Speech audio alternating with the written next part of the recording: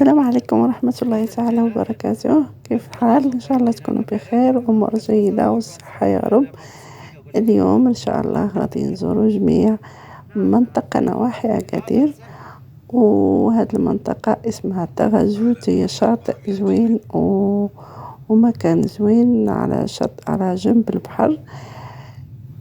أهم حاجة في هذه البلاصة غادي نزوروها، وأي واحد مشى لتغازوت لازم يمشي لواحد القهوة أو لواحد الريستوران. هذا الكافيه أحسن مكان تشوف فيه منظر الغروب، وفي نفس الوقت تستمتع، تشرب فيه قهوة وتستمتع بمنظر الغروب في هذاك المكان. فتعالوا معايا إن شاء الله نقضيو هذا اليوم الرائع جميعا في شاطئ تغازوت، وبالضبط في هذه قهوة السيرف بربر اسمها. ننصح أي واحد مشى لأكادير يمشي لها. ما شاء الله مكان جميل جدا. فبقوا معايا مع هذه الموسيقى ديال أكادير.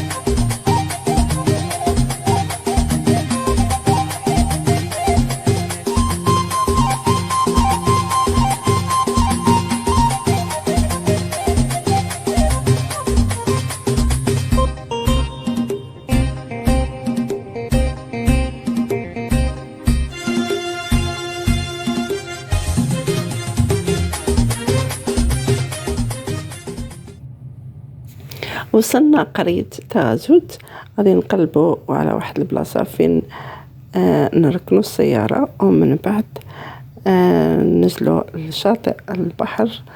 هذا الشاطئ اللي هو من أجمل الشواطئ نواحي أكادير. ما شاء الله.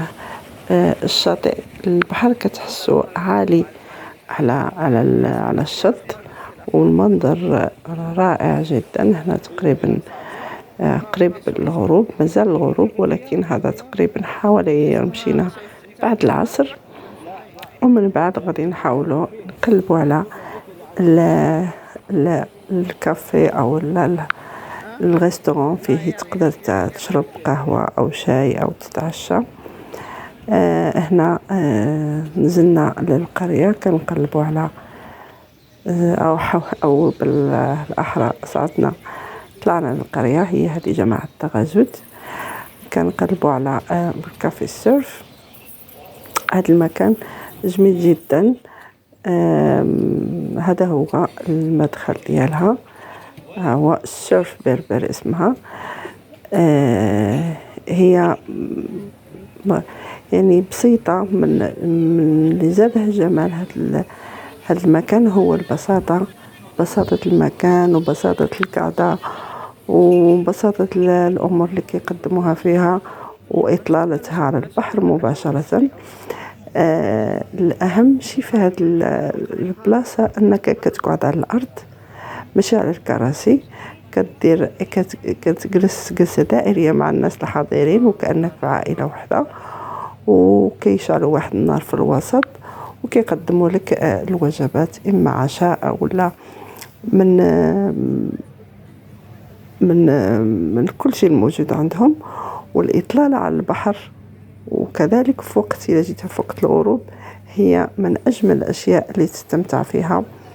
ها أنتم كما كتلاحظوا الناس جالسين على الأرض، فرشين فراش في الأرض، فراش عربي في الأرض، وكيديروا النار في الوسط وانت تدور حوالي ديك النار. في نفس الوقت مقابلك البحر. هي منطقة، هي القهوة راها عالية كتطلع في الدروج، ولكن كيبان لك البحر.